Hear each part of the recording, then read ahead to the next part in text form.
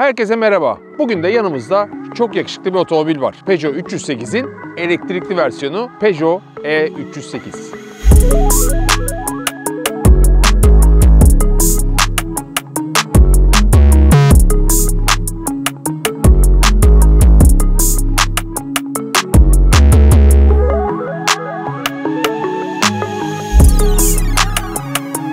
Ne kadar yakışıklı bir otomobil değil mi? Son zamanlarda bu kadar yakışıklı otomobiller pek üretilmiyor maalesef. Şimdi Peugeot 308'den bahsedersek aslında çok gerilere gitmemiz lazım. 1985 yılına gitmemiz lazım. O zamanlar Peugeot 309 adı altında Peugeot 205 ile birlikte, bizim çok sevdiğimiz Peugeot 205 ile birlikte bir otomobil üretmişti. Ve 309 aslında bu üçlüyle başlayan serilerin başlangıcı oldu.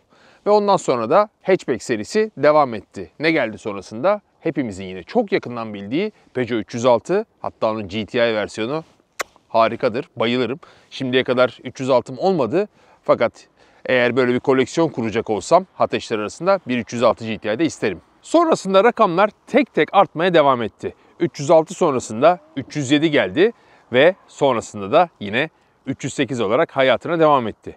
Bu arkamda görmüş olduğumuz otomobil 308'in 3. jenerasyonu. 308 aynı zamanda Peugeot markasında da bir milada şahitlik etti. Yani onun aslında bir ürünüydü. Neydi bunlar? Mesela Peugeot'un bütün otomobillerinde şu anda kullandığı iCockpit denilen bir kabin tasarım var biliyorsunuz.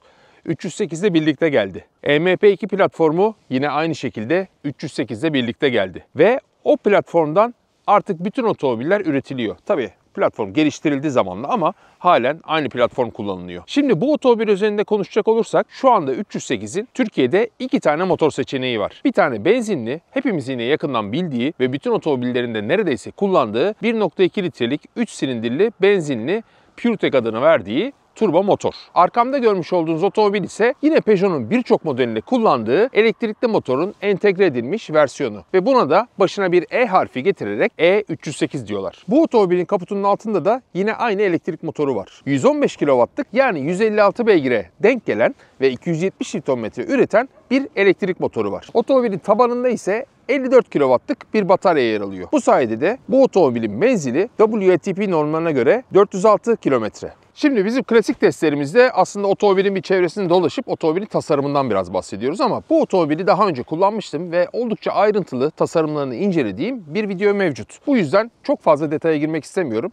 Yine çok kısaca üzerinden geçeceğim ve otomobilin asıl üzerinde durmamız gereken sürüş karakterini, elektrik motorunun kabiliyetlerini görebileceğimiz sürüşe başlayacağım. Bakın mesela bu ızgara tasarımı ve özellikle de şu logo, eskiden sadece bir aslan vardı biliyorsunuz burada. Bu otomobille birlikte 308 ile birlikte bütün Peugeot modellerine geldi. Yani bu İlk model bu şekilde üretilen. Tamponun hemen üstünde ise otomobilin model yazısı bulunuyor. Yani tam böyle kaputun altında. Bu karakter de aynı şekilde bütün modellerde yer alıyor. Mesela bir 508 görürseniz yine aynı logo burada 508 yazıyor. 3008'de de, 408'de de, 5008'de de ve hatta 208'de de, hatta 2008'de de bu logo aynı şekilde yer alıyor. Ve tabii ki model yazısı. Farlarımız zaten biliyorsunuz daha böyle kısık. Kocaman bir ızgara var ön tarafta.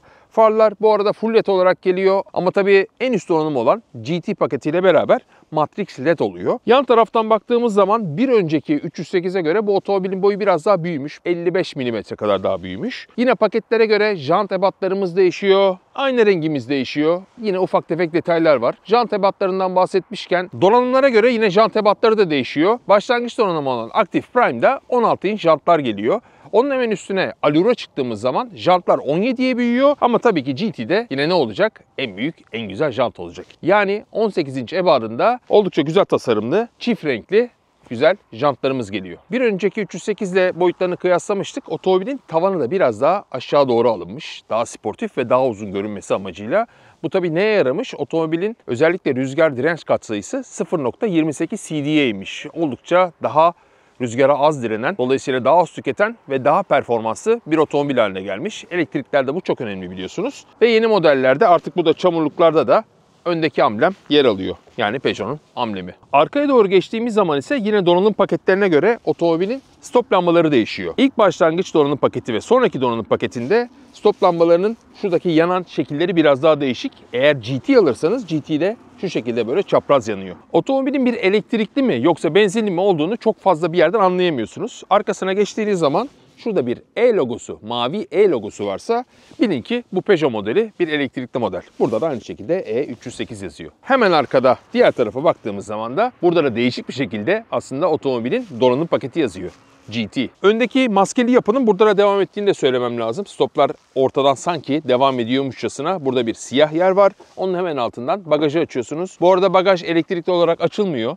361 litrelik yani bir C segmenti hatchback otomobilden beklenebilecek büyüklükte bir bagaj hacmi var bunda. 60'a 40 olarak koltuklar katlanıyor ve yine üst donanım paketlerinde bu koltukların ortasında bir kol dayama yer alıyor. Klasik test videolarımızdaki gibi bu sefer otomobilin arkasına geçmeyeceğim. Direkt ön taraftan başlayacağım. Zaten bir önceki videoda bunu bolca anlatmıştım. O yüzden dediğim gibi oradan izleyebilirsiniz. Şimdi bu otomobilin iç tarafını da aslında benzinli ile elektrikli farkı olarak biraz da anlatmam lazım. Şöyle baktığınız zaman otomobilde böyle çok farklı bir yapı yok. Benzinli ya da elektrikli olduğunu çok ciddi bir şekilde anlayamıyorsunuz. Tabii çok dikkatli değilseniz. Ama otomobilin içine binip çalıştırma butonuna bastığınız zaman buraya gelen kadran kendini ele veriyor. Bu bir elektrikli.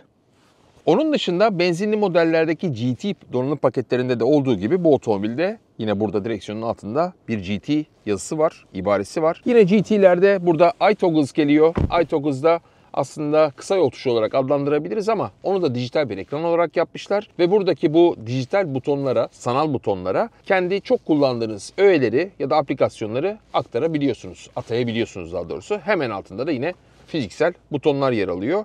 Onun dışında da yine GT donanım paketiyle beraber gelen bu Alcantara deri şöyle yeşil dikişli koltuklar ve tabii ki döşemeler geliyor. Bu arada bu dikişler sadece koltuğa özel değil, otomobilin kokpitinde de yani konsolun üst tarafında da aynı şekilde devam ediyor. Siyah ve yeşil dikişler olmak üzere ve tabii ki kapılarda da aynı şekilde. 308'in içini şöyle kabaca anlattıktan sonra asıl önemli mevzuya geçelim. Emniyet kemerimizi takalım. Bir elektrikli otomobil yolda neler hissettiriyor, ne kadar menzili var, ne kadar performansı var. Bir de bu artan ağırlık otomobilin dinamiklerini ne kadar etkilemiş. Dilerseniz onu anlatmaya başlayalım. Aracın sürüş özelliklerine başlamadan önce dilerseniz donanımların üzerinden bir geçelim. Ne demiştik? Active Prime var. İlk donanım paketi. 10 inç dijital ekran var kadran olarak ve burada da yine aynı şekilde 10 inçlik bir multimedya. Bu standart olarak geliyor. Kablosuz mirror screen, telefonunuzu yansıtabiliyorsunuz. Anahtarsız çalıştırma, arka park sensörleri, tam otomatik klima, şerit takip asistanı, cruise kontrol, 16 inç jantlar tabii ki ve LED farlar. Bir üst pakete yani Allure paketine çıktığımız zaman bunlara ek olarak anahtarsız giriş de geliyor. Sadece çalıştırma değil. Ön park sensörleri geliyor. Geri vites kamerası geliyor. Aktif fren yardım güvenlik sistemi geliyor. Akıllı far sistemi geliyor. Arka kol dayama geliyor. İkinci sırada havalandırma geliyor ve jantlar da 17'ye çıkıyor. İçinde bulunduğumuz en donanımlı GT pakette ise geri manevra trafik uyarı sistemi geliyor. Alcantara ve yarı deri bu koltuklar geliyor. iToggles ve 3 boyutlu navigasyon geliyor. Kadranımız biraz değişiyor. 3 boyutlu bir kadrana kavuşuyoruz. Adaptif cruise kontrol geliyor. Şerit konumlama sistemi geliyor. Bu sefer tam olarak bir şerit takip asistanı olmuş oluyor. Bir de kör nokta uyarı sistemi geliyor. Pardon, Matrix ledler ve 18 inç jantları da tabii ki unutmamak lazım. Yine bu otomobilin içinde GT donanıma ek olarak birkaç tane daha opsiyon var. Isıtmalı koltuklar var. Bir de 360 kamera var. Peugeot buna Visio Park 360 diyor. Bu otomobilde hepsi var. Tabii bunun için eğer otomobil alacaksanız 11.000 TL daha ödemeniz gerekiyor. Aynı şekilde eğer özel bir renk alacaksanız ona da bir 11.000 lira lazım. Bu arada diğer donanımlardan bahsettik ama elektrikli 308 yani Peugeot E308 sadece GT donanım paketiyle geliyor. E308'de ne demiştik? Ön tarafta 156 beygirlik bir elektrik motoru var. Tabanda konumlandırılmış 54 kW'lık bir batarya var ve 406 kilometrelik bir menzil sunabiliyor bize. Otomobili şarj ettik, buraya geldik. Şu anda %86'lık bir bataryamız var ve 328 kilometrede menziliniz var diyor bana. Bu arada otomobil neredeyse 10.000 kilometrede. Dolayısıyla bayağı bir şarj edilmiş, boşaltılmış. Ama tabii bunu dert etmenize gerek yok çünkü otomobilin zaten 8 yıllık bir batarya garantisi var. Bu arada C sınıfı hatchback bir otomobildeyiz ama elektrikli olmasından mütevellit, daha doğrusu batarya ile birlikte otomobilin ağırlığı biraz yükseliyor. 1684 kilo kadar bir ağırlığı var bu otomobilin. Ağır bir otomobil. Bu bütün verilerle birlikte otomobilin sıfırdan 100 km hızlanması 10,5 saniye. Yani öyle ahım şahım çok hızlı bir otomobil değil. Ama 270 Nm'lik torku sayesinde ve tabii ki bu tork değerinin böyle lineer olması nedeniyle de elektrikli otomobillerde hep böyle biliyorsunuz. Otomobilin hızlanması sanki çok daha fazla beygirliymiş gibi geliyor. 10.5 gibi hissettirmiyor. Çok daha hızlıymış gibi hissettiriyor. Bu arada son sürati elektriklerin biliyorsunuz limitli. Bir yere kadar geliyor çünkü bunda şanzıman olmadığı için ve orada kesilip kalıyor. Bu otomobilde de maksimum yapacağınız hız saatte 170 km. Şimdi hemen bu hızlanmasına bakalım. Bakın şu anda 65'te gidiyoruz. Hatta duralım. Nasılsa yol müsait. Buralarda kimsecikler yok. Durduk, sıfıra kadar indik. Spor moda aldık ve gazladık. Tabi böyle ilk kalkışta böyle falan diye kalkmıyor ama 100 olduk bile. 0.28 CD'lik rüzgar direnç katsayısı sayesinde ve otomobilin tabii ki yapısı sayesinde böyle çünkü yuvarlak, sert çizgileri var. Rüzgarı yararak gidiyor ve bu nedenden dolayı da rüzgar sesi konusunda da bu otomobil oldukça başarılı. Arkadan bir tane BMW'ci sıkıştırıyor bizi. Otomobil böyle çok sportif gözüküyor ya, sanki 300-500 beygirlik bir şeyde gidiyor gibiyiz sürekli. Biraz iş oluyorlar size. Yakışıklı, sportif ve tabii ki son zamanlarda böyle yeni hatchback otomobil görmeye pek alışık değil insanlar. Biliyorsunuz ki çevrede genellikle SUV'lar ve SUV'cuklar var. Şimdi biraz daha elektriksel verilere geçelim. Bu otomobilin bataryası saatte 100 kW'la şarj olabiliyor DC'den. Eğer AC'den şarj ederseniz, yani bunu bir wall charger'a, duvar tipi bir şarj istasyonuna ya da prize bağlarsanız, ki prizin tabii ki elektriği o kadar fazla değil, AC'den maksimum saatte 11 kW'la doldurabiliyorsunuz. 54 kW'lık bir batarya AC ile bile şarj etseniz 5 saatte, yaklaşık 4-5 saat gibi, ama eğer %20'den %80'e DC'ye koyarsanız 100 kW'la şarj ederse yarım saat dolmadan 26-27 dakika gibi bir sürede otomobili şarj edebiliyorsunuz. Bu arada şu andaki menzilimizi 322 km diyorum ya, bakın buradan Eco modu alalım bakalım ne kadar değişiyor işler. 356 kilometreye ulaştı. Yani 34 kW'lık bir menzil daha kazandırdı size. Eco mod ne yapıyor? Sizi biraz daha dizginliyor diyelim. Eğer siz gaza çok fazla basıp bırakıyorsanız, öyle bir kullanma alışkanlığınız varsa, bu otomobil gaz pedalını biraz daha yumuşatıyor, süngerimsi bir hale alıyor. Dolayısıyla çok fazla gaza bastığınız zaman bile otomobil o gaz komutunu anında ve sıkı bir şekilde almıyor. Dolayısıyla da daha az tüketmiş oluyorsunuz. İşte içerideki sistemleri, klima vesaire çok fazla kullanıyorsanız otomobilin iç ısısı sabit kalacak şekilde arada üflüyor, arada kapatıyor, arada açıyor ve bu şekilde de size menzil kazandırıyor. Bu arada donanımların üzerinden öyle bir geçtik ama kablosuz şarj bu otomobilde var. Burada yine bir tane USB-C girişimiz var. Arka tarafta yine telefonlarınızı şarj edebileceğiniz yine C-Type 2 tane şarj soketi var. Burada bir bardaklık var. Bunun bir kapağı var. Onu kullanabiliyorsunuz. Yine burada kocaman bir derin bir göz var. Burada yine küçük, bakın, anahtarı koyabileceğiniz bir yer var. Bu arada anahtar yine bütün Stellantis modelleri gibi standart bir anahtar. Burada da yine bir gözümüz var. Gözümüzde de bir tane C-Type USB şarj istasyonumuz var. Ama çok derin değil bu göz. Ben koltukları çok beğendim. Peugeot'un özellikle GT donanım paketindeki koltukları hem çok konforlu, aynı zamanda da bu yanal destekleri sayesinde de oldukça sportif. Otomobilin sportifliğinden çok fazla bahsetmeme gerek yok sanırım. Yani otomobil yere daha çok yakın olduğu için SUV'lara nazaran ve batarya da en altta konumlandığı için ağırlık merkezi mümkün olduğu kadar aşağıda. Ve Fransız otomobilleri, özellikle de Peugeot, yol tutuş konusunda iddialı bir markadır biliyorsunuz. Ve bu otomobilde de o iddiasını sürdürüyor. Sanırım şu anda Peugeot modelleri arasında, ürün gamında en iyi yol tutan otomobillerden biri de bu olsa gerek. Bunu zaten kullanırken hissediyorsunuz. 18 inçlik jantlar ve tabii ki düşük profilli lastikler aslında konforu çok fazla etkilemiyor, bozmuyor diyelim. Otomobilin süspansiyonu sessiz çalışıyor. Tatlı sert, hatta sert sayılmayabilir bile. Özellikle o minik kasislerden vesaire geçerken çok fazla sizi sarsmadan güzel bir şekilde yol alabiliyorsunuz. Otomobilin ağır olduğunu da hissettirmiyor. Yani süspansiyonu çok güzel, çok net ayarlamışlar. Küçük direksiyon simidi özellikle sportif kullanımlar doğrultusunda size bayağı destek oluyor. Otomobilin içinde böyle sanki 300-400 beygir bir spor otomobil içinde gibi oturuyorsunuz ve hissediyorsunuz. Fakat şöyle bir serzenişim var. Neredeyse her Peugeot test videosunda bundan bahsediyorum. Direksiyon ayarını yaparken, yani siz ideal oturma pozisyonunuzu ayarlarken, direksiyonun üst tarafı, zaten küçük bir direksiyon bu, üst tarafı omzunuzla aşağı yukarı aynı hizada olması lazım. Ve omzunuz koltuğa dayalıyken şöyle elinizi uzattığınız zaman direksiyonun yine üst tarafı, simidin üst tarafı tam şu bileğinize denk gelmesi lazım. Böyle bir pozisyon ayarladığınız zaman, işte dediğim gibi herhalde benim boyumla alakalı, buradaki direksiyonun üst tarafı kesik olmasına rağmen kadranı perdeliyor. Hatta kadranın tam ortasında yer alıyor. Bu nedenden dolayı da ben kadranındaki bütün verileri göremiyorum. Yani kadrandaki verileri görmem için ya şöyle yapmam gerekiyor ya da şöyle biraz daha aşağıdan bakmam gerekiyor. Benim boyumla ilgili bir sorun olabilir belki ama benim boyumda çok insan var. O nedenden dolayı buraya biraz daha özen göstermelerini Peugeot mühendislerinden rica ediyorum. Her seferinde rica ediyorum. Bunda da aynı durum söz konusu.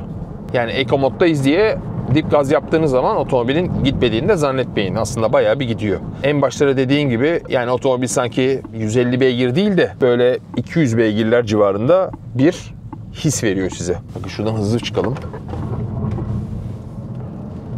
Önden çekişti. Yeri de böyle fazla kazımadan. Bakın bu bozuk bir zemin. Hiç fena gitmiyor. Güzel. Yakıt tüketimine gelelim.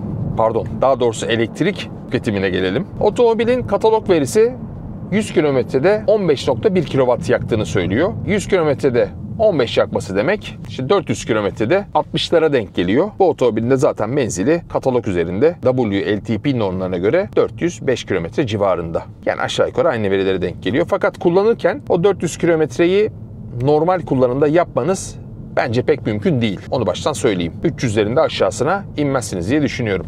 Bu biraz sizin kullanımınızla alakalı. Eğer içten yanmalı bir motor kullanıyor gibi kullanırsanız bu otomobilde sürekli gazlıya, çok frenle, çok gazla kullanırsanız bu tüketim daha da aşağı düşebilir. Net söyleyeyim. Özellikle uzun yolda. Şuradan bir manevra yapalım. Kamerası oldukça düzelmiş. Peugeot modellerinde o çözünürlük biraz düşüktü. Bu otomobilde çok daha güzel hale gelmiş. 360 kamerası var. Visio Park 360 dediğimiz. Hem önü, hem sağı, hem solu, hem de arkayı gösterebiliyor. Otomobilin bir şeyin üzerinden geçerseniz onu gösteriyor. Vesaire vesaire. Yani siz de klasik bir aile gibi SUV arayışında değilseniz, biraz daha sportif, bana yeter bu bagaj hacmi, yere yakınlık derseniz 308 güzel bir seçenek kompakt hatchbackler arasında. Elektrikli versiyonda hem fiyat olarak daha avantajlı. Çünkü biliyorsunuz ki %10 ÖTV dilimine giriyor. Fazladan ÖTV ödememiş oluyorsunuz. Yani yurt dışında bir elektrikli versiyon 308'i aldığınız zaman benzinliğe göre çok daha fazla para vermeniz gerekiyor. Ama Türkiye'de ise işler biraz daha değişiyor. GT donanım paketli en dolu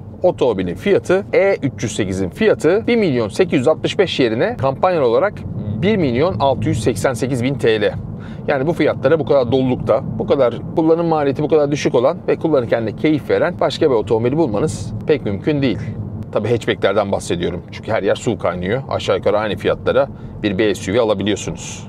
Elektrikli bir BSUV'den bahsediyorum. Yani %10 ÖTV dilimi otomobilin fiyatını iyileştiriyor. Hatta bir süredir de bir kampanya var. Ne kadar devam eder bilmiyorum ama 250.000 TL'ye kadar 12 ay 0 faizli bir de ödeme kolaylığı var. Güzel kampanya.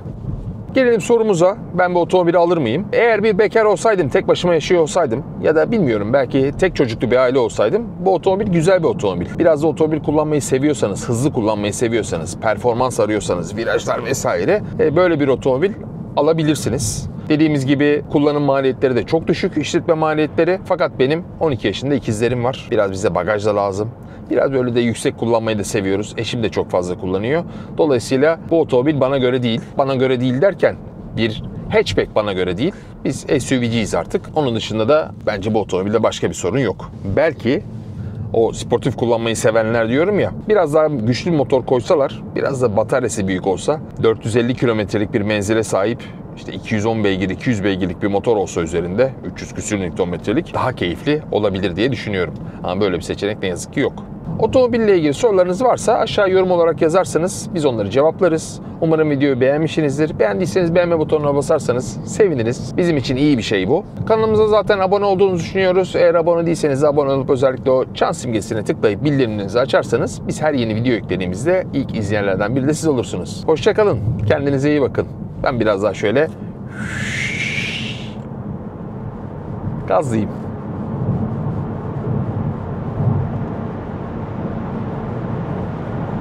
Bak, darbe sönümlemesi falan bayağı iyi. Keyifli otomobil ya.